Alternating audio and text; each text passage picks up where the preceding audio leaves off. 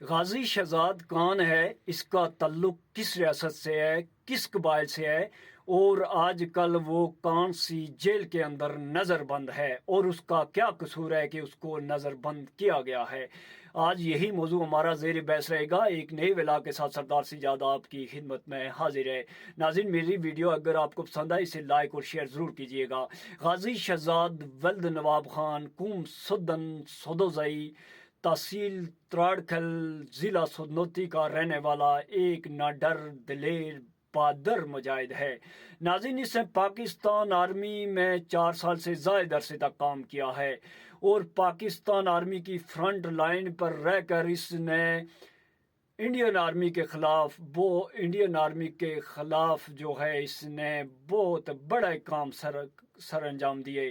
اس نے جہاں Indian army کے بہت سارے فوجیوں کو واصل جنم کیا، وہاں پر اس نے انڈین آرمی کی فوجیوں کو بھی تباہ کیا، اور یہاں تک نہیں بلکہ اس نے انڈین آرمی کا ہیلی کاپٹر بھی مار گرایا۔ اس کی شجاعت، اس کی بہادری اور دلیری کو دیکھتے ہوئے اس وقت کے پاکستان کے general chief of army staff نے اس کو صنعت تحسین سے بھی نوازا۔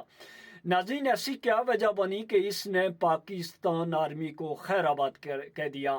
یہ اس وقت اس نے پاکستان آرمی سے اس کو مایوسی ملی جب پاکستان اور ہندوستان کی کارگل پہ جنگ چھڑی اور اس وقت جنگ بندی کا اعلان کیا گیا، حالانکہ وہاں اس وقت کشمیر بالکل فتح کے قریب تھا، لیکن وہیں ہوا جو تقریباً 75 سال سے ہوتا ہوا آیا۔ اس وقت یہ مایوس ہو کر اس نے پاکستان آرمی کو خیر آباد کہہ کر اس نے بارڈر پار کر کے مقبوضہ کشمیر چلا گیا۔ ناظرین، اس نے 99 میں پاکستان آرمی سے جب مایوس ہو کر مقبوضہ کشمیر گیا، 2 سال تک وہاں مجاہدین کے ساتھ مل کر انڈین آرمی کے خلاف لڑتا رہا۔ بالآخر انڈین آرمی نے اس کی ٹانگ میں 6 فائر داغے، جس کی وجہ سے یہ شدید زخمی کی حالت میں واپس لوٹا، اور 1 سال گزارنے کے بعد اس نے بالآخر 2000 میں پھر کشمیر کا بارڈر پار کیا۔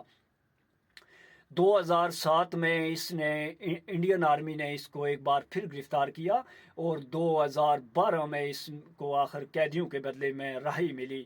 یہ واپس لوٹ کر یہ پھر بھی نہیں ٹکا، چونکہ یہ وہاں اس نظام سے، اس پوری جو اس کا سسٹم ہے، اس سے وہ بالکل باخبر ہو چکا تھا کہ وہ کشمیر کے نام پر جتنے بھی یہ آزادی کے نام پر یہ فورسز اور یہ جتنی بھی تحریکیں چل رہی ہیں، یہ دراصل ایک دکانداری چل رہی ہے۔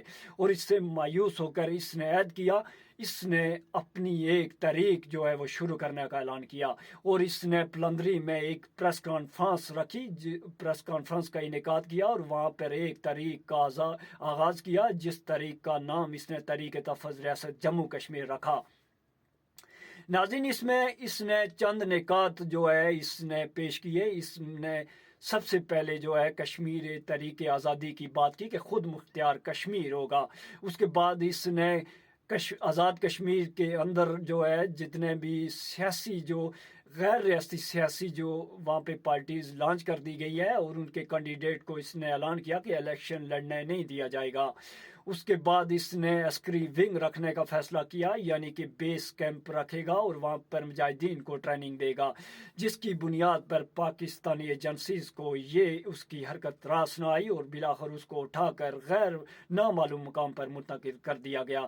ناظرین، حیرت کی بات یہ ہے کہ اس کو ایسا کیا قصور ہے کہ اس نے اپنی آزادی، جب تک وہ ان کے زیر کنٹرول کام کرتا رہا تب تک اس کو باقاعدہ صنعت تحسین سے بھی نوازا گیا، لیکن جب اس نے حق اور سچ کی بات کی، اس نے تحریک کی بات کی، اس نے آزادی کی بات کی، اس نے خود مختار ریاست کی بات کی، تو اس کو اٹھا کر نامعلوم مقام پر نظر بند کر دیا گیا، اور آج تک وہ نظر بند ہے۔ سوال یہ پیدا ہوتا ہے کہ اگر مظلوم کی فریاد کے معنی بغاوت ہے تو پھر میں ایک باغی ہوں، میرا مسلک باغی ہے، میرا مذہب باغی ہے، میرا مشرب باغی ہے۔